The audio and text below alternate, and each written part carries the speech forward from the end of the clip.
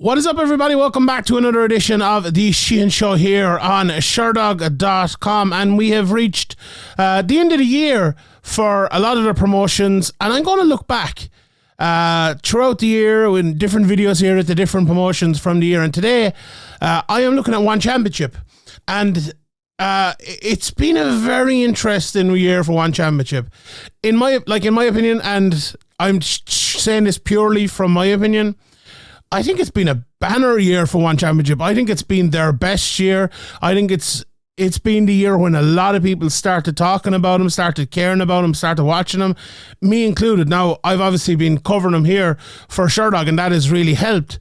But the fact that I've enjoyed doing it, is another side. Because sometimes, go and cover this, or I choose to cover that, or something. It's like, it's not great. It's a bit of a chore or whatever. But One Championship really hasn't been, if I'm being honest. It's been really enjoyable. I've really liked it. Now, it's funny because I probably have never liked the UFC less than I do now. I probably never liked the other promotions more. Some of them anyway. I really like One Championship. I really like Cage Warriors. I really like the PFL. Bellator I'm like on the fence with at the moment, kind of. But I think it is great that promotions like this exist, right? Because it's an alternative. Sometimes, like, maybe next year will be the opposite. Maybe next year I'll be all about the UFC and I'll be back on it and I learn to maybe enjoy it a little bit more. And I know a lot of people kind of feel the same way as I do on that. Maybe not as strongly, or maybe not as, maybe they don't have the same responsibility that I do to kind of watch it all and have to keep up with it all, which, sometimes us as media members kind of forget that. It's like, well, don't be just giving out about your own problems. But when we're talking about the actual review in the year, I feel like it is right to do that. But One Championship kind of make it easy, if we're being honest. They have 2 shows a month usually. They're back to back. You get a good break. There's loads of fun fights on them. They're able to stack all of them with the fighters they have. And you actually, do you know the one thing as well? The one thing. I feel like a big problem for a lot of MMA organizations is that they don't have the advantage that the WWE has. And here's what I mean. Right, so the WWE, their biggest star, Roman Reigns, he wrestles Monday, he can wrestle Friday, he can wrestle the next Monday, he can wrestle the next Friday. And you see this guy every week, you know him all the time. Whereas if you like Sean O'Malley, he might fight in January, he mightn't fight again till September. Okay, he might fight in January the next year again, and he might fight in the summer. Or he might fight once a year. He might fight once every 18 months. And I think it's hard. No, Sean O'Malley's probably a bad example because he's done it. But a Corey Sandhagen, a Matt Brown, whoever it might be, whatever the fighter might be, old, new, good, bad, indifferent. I think it's hard to kind of keep up with them or to be a fan of them, or they kind of get lost in the mix with everyone else. And I think One Championship, the fact that they have a good few cards, and we'll see it. They've around 20 cards this year. I'm going to kind of briefly go through them here. But I think the fact that their cards are kind of spaced out very well, it almost feels like every second card you're seeing the people again, So you watch Rene the Ritter at One Championship, and then the next One Championship, okay, he might be fighting, but then the one after he's there. Or Angela Lee. You might see her in one, maybe even the next one she's there, or the one after. Same with Christian, the other people as well. I think that is a very, very, very kind of interesting way to actually run a promotion. Now, I'm actually not sure if they're going to continue doing that. I know they have different sort of things coming for next year, and we will talk about next year towards the end of this. But I think, and maybe people will disagree with me on that, but that's the way I kind of see it, that it's easier to follow along with the careers of the fighters in One Championship than it is in the UFC.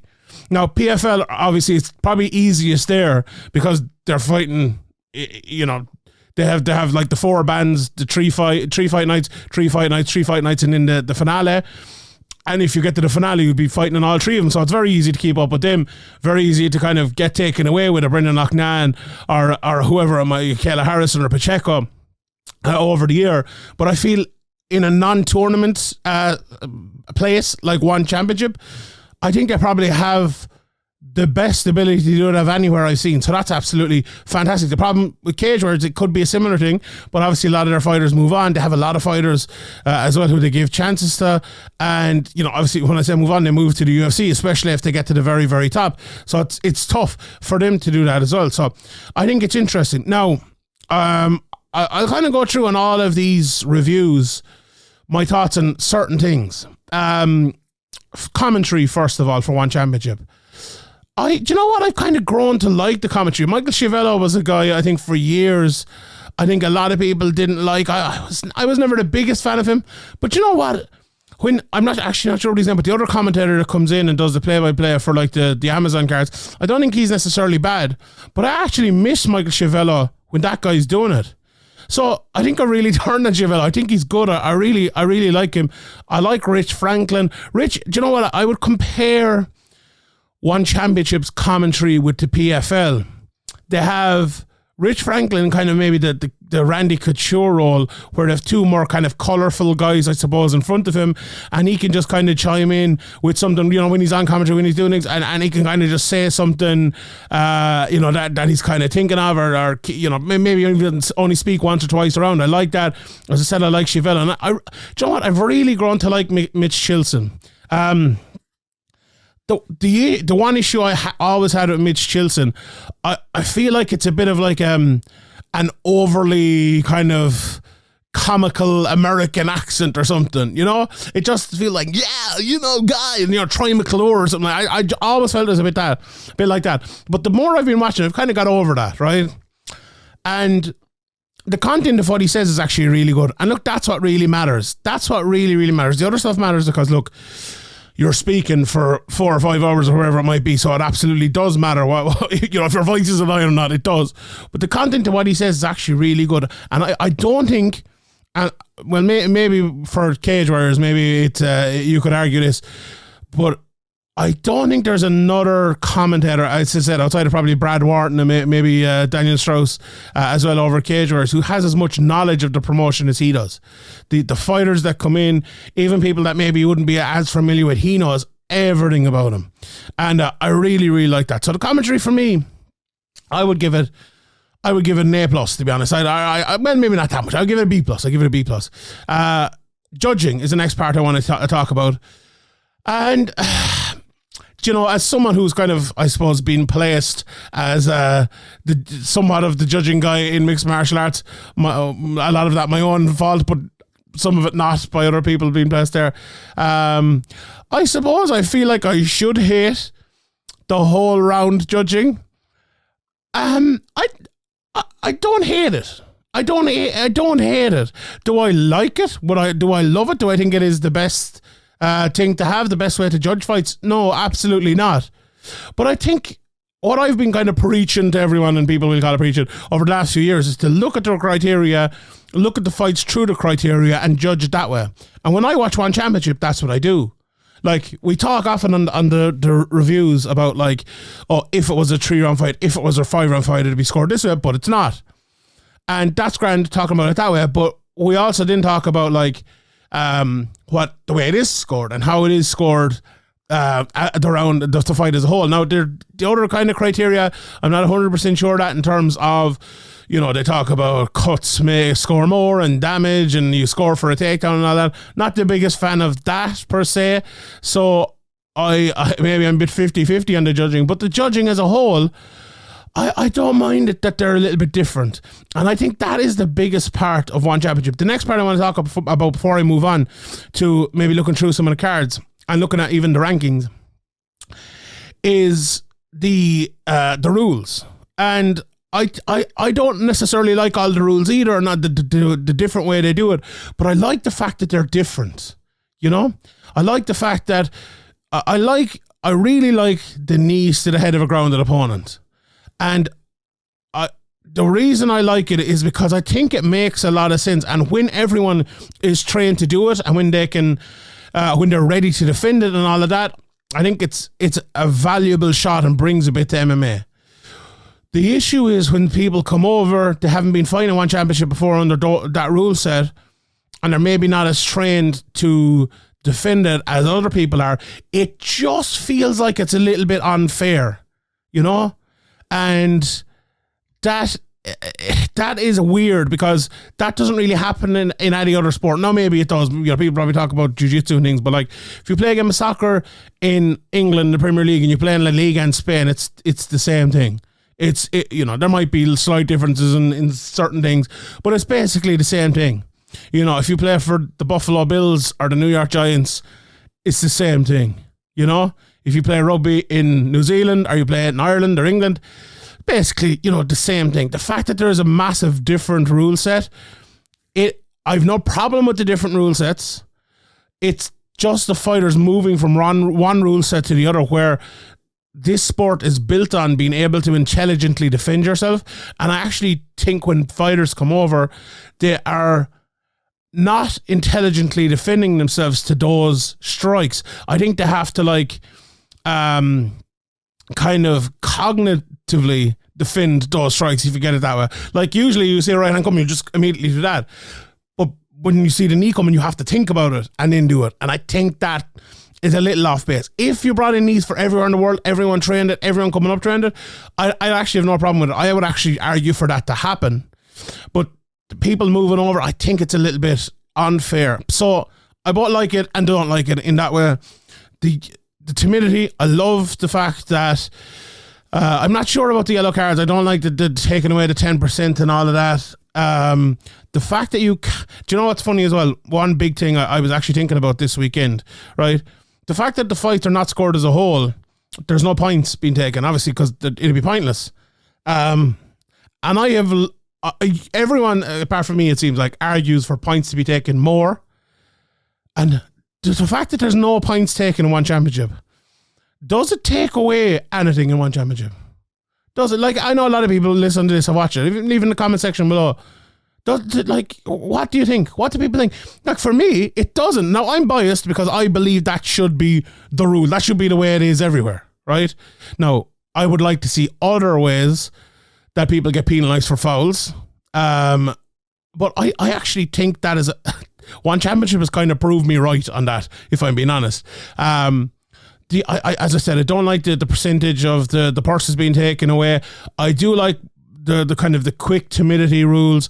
I do like the fact that the fighters get warned very quickly. The fighters get turned around very quickly, taken away from the cage very quickly, stood up very quickly. I think that's good.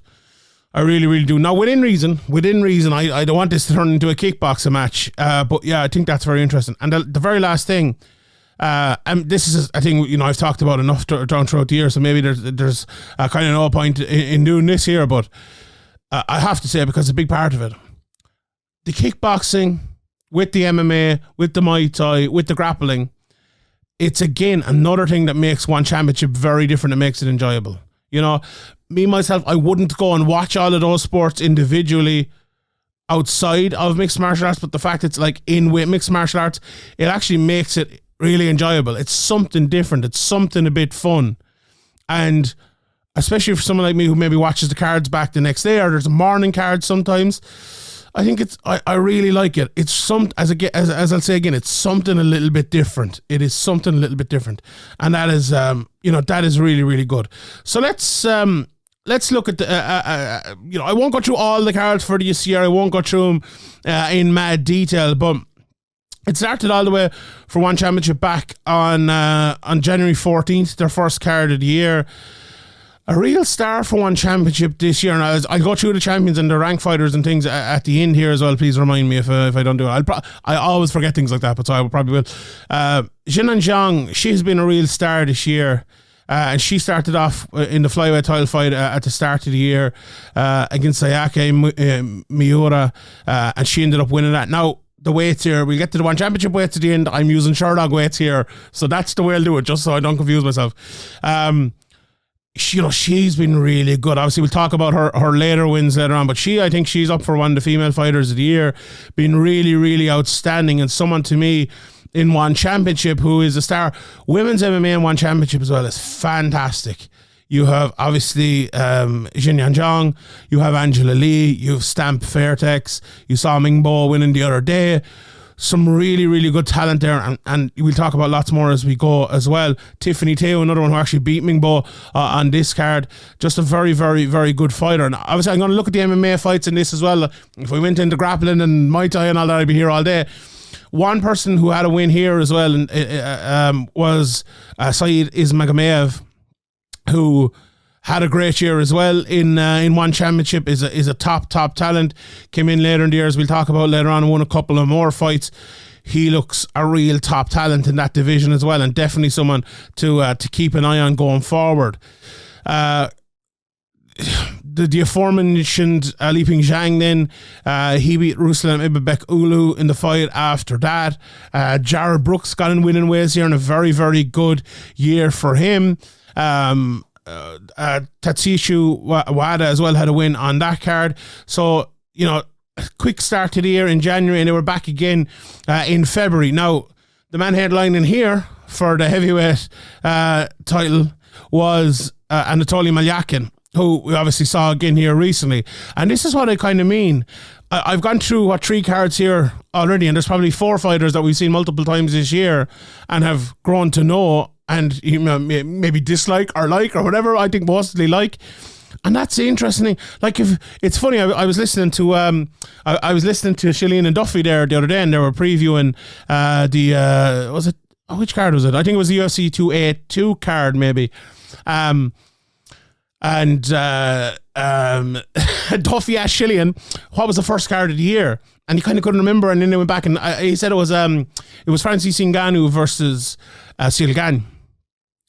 And if you think about that, right, like, Ganou's fought once since, hasn't he? You know, I think I'll be doing my review of the UFC maybe this year. We'll see as well if I get around to that. And Ngannou hasn't fought. Now, obviously, that's a very, very easy example to use. But, like, think about the start of the year in the UFC and think about, like, who has kind of really made themselves have a journey you follow along with in this year. I actually think, like, if you think about it in one championship, there's Malyakin, there's Zhang, there's even Renier de Ridder, who obviously came up short in the end. But look at PFL. You've like 6 people, you know, Aubin Mercier, Lochnan, you have Pacheco, and all the other champions, Rob Wilkinson, all the rest of them.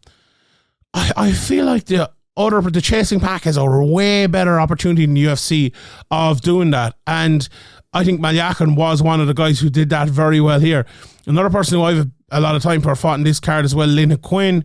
She fought again a couple of more times in the year, and we'll get to that. And she had a win here over being win. Daniel Williams as well fought on this card and won on this one too. We had the Ridder then, as I mentioned earlier on. He defended the light heavyweight title, as I'm going to call it here, as it is in Sherdog, against Cameron Abasov. He got the arm triangle. That was one I actually went back and watched that for the card last week that he was fighting on.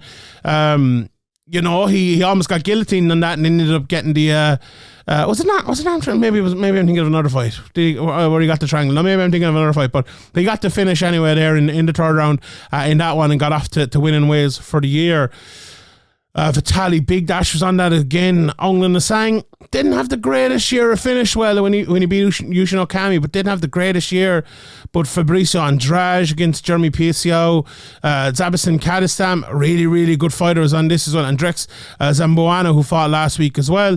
You know, so the names continue to reappear.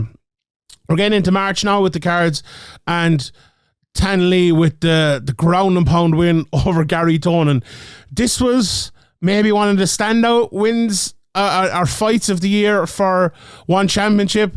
I watched Tan Lee, I suppose, a good few times for his next fight after this, and I was kind of thinking to myself, what were they doing putting Gary Tonin in there with a real fighter like that? You know, and not to say Gary Tonin's not a real fighter, but he's a guy up and coming who's mostly a jiu-jitsu guy. He did look improved on the feet and everything. But God almighty, this was a big step too far for him. And that's one thing as well. I saw a few people talking about the one championship matchmaking. Do you know what? It's interesting the way they matchmake. They put guys in there. They give them tough fights. They put them right towards the top at the very, very start, like someone like Asaldich and others as well. They give the guys like the Ridder. They test them. They move them up weights. And you know what? I don't have that much of a problem with that. They're trying to create big fights, big moments, a few times a year. And I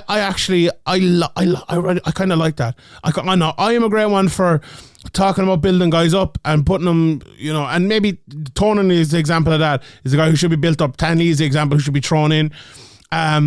So there is definitely a mix of it, but I like the way they do it.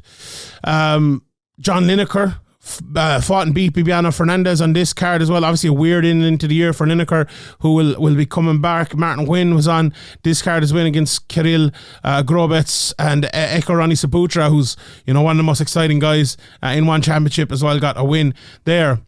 Then we had one of the cards of the year in March 26, 1X, and this was just phenomenal from top to bottom. Absolutely brilliant. Nongstam Fairtex took on Angela Lee in the main event. Angela Lee ended up winning that. I said it after that, and I'll say it again here. I think Stamp will be back. We'll probably fight Angela Lee in 2023. That's my prediction. She's fighting a mixed rules fight here in February, I think, is Stamp. Obviously, Angela Lee is coming back down in the weight after fighting against Zhang which we'll talk about again later on. But I really think a lot of Stamp. Her last performance, though, wasn't great, if we're being honest. I think she was a little bit cocky going into it, but I think she will continue to improve. Now, the other fight on that was Demetrious Johnson against Rodtang in the mixed rules fight, which was just unbelievable. Like, some people mightn't like this. I absolutely ate it up. Everyone knows, look at him there behind me, how big of a fan I am of Demetrious Johnson. It's not, a fan, I'm a media member calling it down through the middle, but how could you not admire what a great person and fighter Demetrious Johnson is and has been for years, and to take on a challenge like this and to get through it was absolutely phenomenal. Now, his great adversary, Adriano Moraes, fought in the same card against Yuya Wakamatsu, ended up winning that after a bit of a tough start to the fight. With Akiyama against Aoki, just so sexy, Akiyama on that card. Seo Ham was on the card, and a lot more as well. Steve Loman, who's been a great fighter down through the years for one and continues to be that as well. So some very, very good fights there with Paul Elliott getting knocked out again by Baji Kang in the heavyweight division. You saw really, really, really good card. Jeremy Miado was on it as well. Kai Tang, who was kind of a star this year, with a massive knockout. That was one of the knockouts of the year over Kim, who came out and got a big knockout himself in the future. So this was the one championship card of the year. You could argue this was the non-UFC card of the year. I think Cage Warriors had a few good cards as well. PFL finale was exceptional, but this is right up there. I think this will be in all of the end of year results as a nominee for card of the year, and I think it's absolutely deserved. Then we started to go on to the we're almost at the Amazon ones, but we've a few to go before that. 156. Jar Brooks won again. Like, it's flyweight obviously on Sherdog here, but it's the 115-pound division for one championship. Obviously, we know what they do with their weight cut. So this is the strawweight title per se. And Jared Brooks has really taken over that division. Obviously, he became the champion there last week, which we'll get to. But I think he came in. He's impressed. He's got some good finishes. Put on very, very good displays. He shows improvements, and he's really like. The one championship have the best fighter in the world in that division. The UFC don't have the division, Bellator don't have the division. They have the guy in that division. So that's a really big thing for him. I always thought Bellator, when they got Rampage, Bader, Phil Davis, and a few more as well, I always thought they should have done the cruiserweight division. Just to have something that the UFC didn't have. And they never did, and I thought that was a mistake. And I think the fact that one championship have this division, I think it's really, really good. Gustavo Ballart as well got a win here. He could be fighting for the title pretty soon. Daniel Williams got another win as well. So you see already the guys I was talking about, they're coming back around and they're getting fights here. I liked Keanu Suba. I liked Magalesh as well, who got a few finishes this year and fought later on in the year as well. So good card there as well. The 157 card. Then we saw a strawweight fight between Alice Anderson and Asha Roka. on that one. That wasn't maybe the most stacked card in the world, but the 158 one then kind of came back. Fabricio Andrade, who had a very, very good year fighting up at featherweight. Reese McLaren on that card as well. Alex Silva, who got the heel hook there as well, and Buchecha. Now, I think it's interesting the fact that One Championship have Buchecha, they have Rug, they have, that kind of up and coming fun heavyweight division as well, which I really enjoy and I know a lot of people enjoy, and that's definitely a thing that stands out to them. We had Ulsim and Marquez, who fought in the end of the year card as well on this, so again, people coming back up. Now, we mentioned The Ritter and Big Dash fought around the same time. They fought to headline 159. The Ritter ended up winning that. Now, this was the inverted triangle choke, which I missed earlier on. It was actually in this fight. This where The Ritter almost got guillotined and ended up getting here. So, a great start to the year for The Ritter. Like, taking a lot of chances, taking a lot of big, tough fights, moving around weight classes as tends to be the case in One Championship. And he got the win here.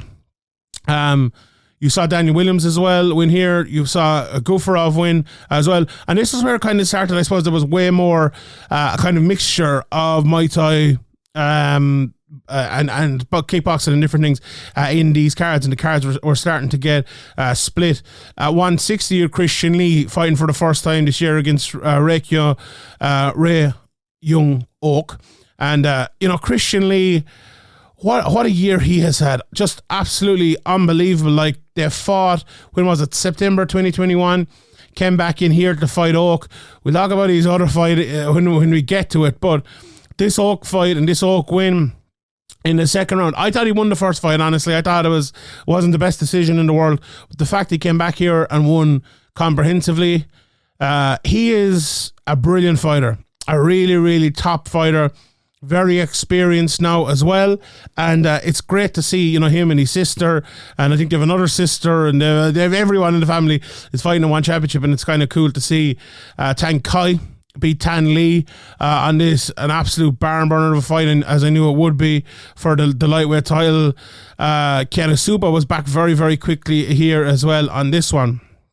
And then we started the one on Prime Video 1 card.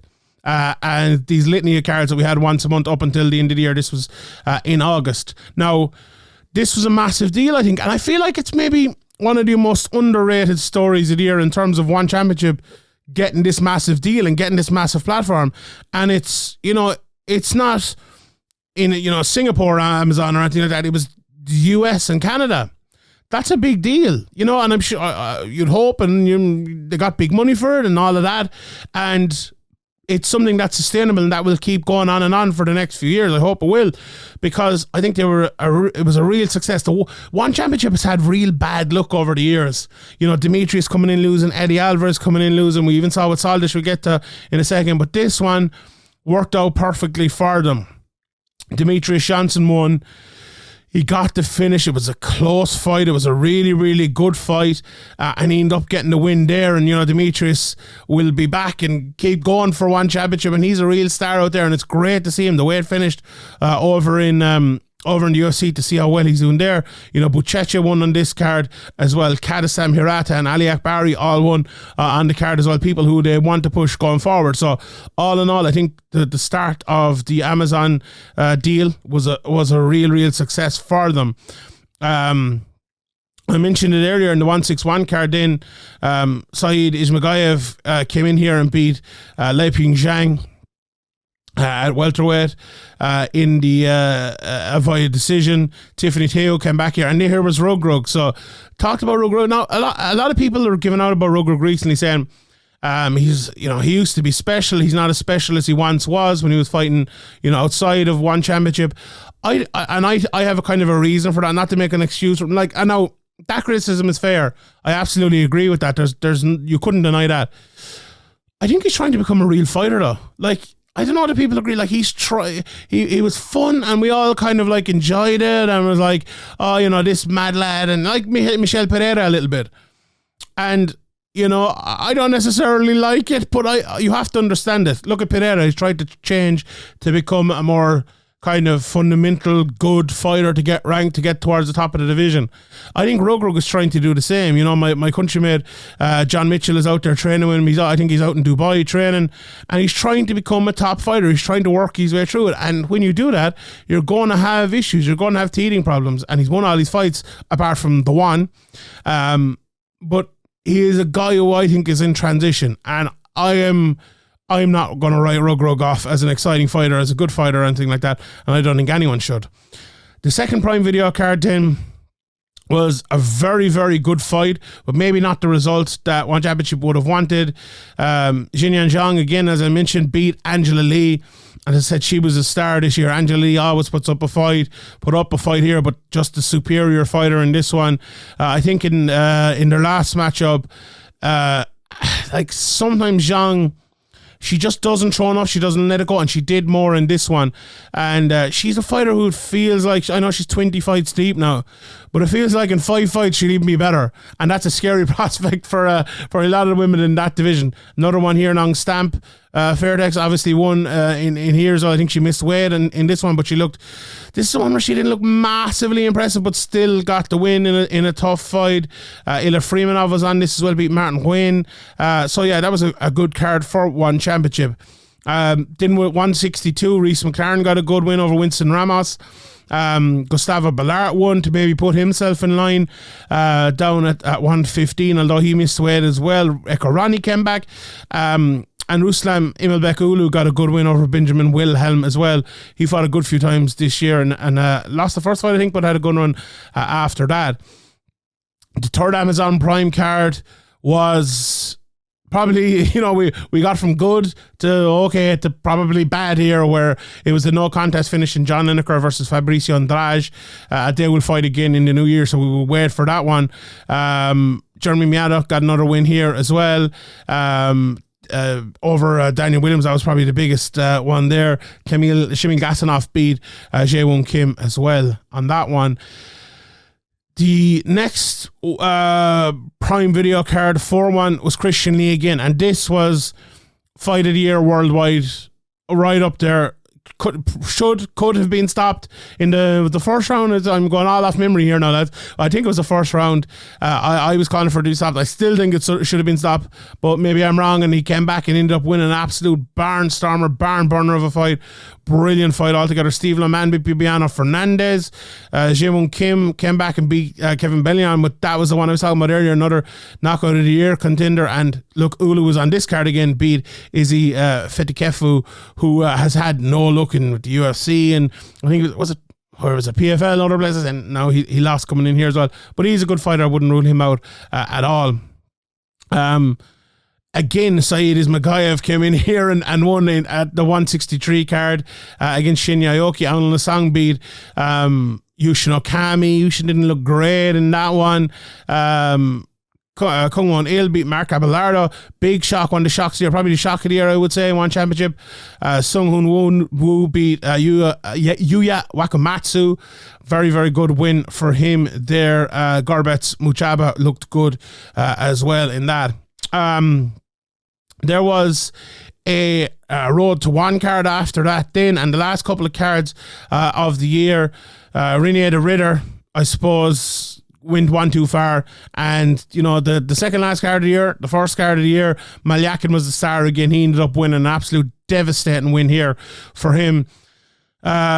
Roberto Soldic, the disappointment of the year, I suppose. The accident and grind strike, that fight in that hopefully will be made again. Hopefully Soldic isn't too bad, but his big debut there, marquee signing of the year, it didn't end up going their way, and that was very, very unfortunate.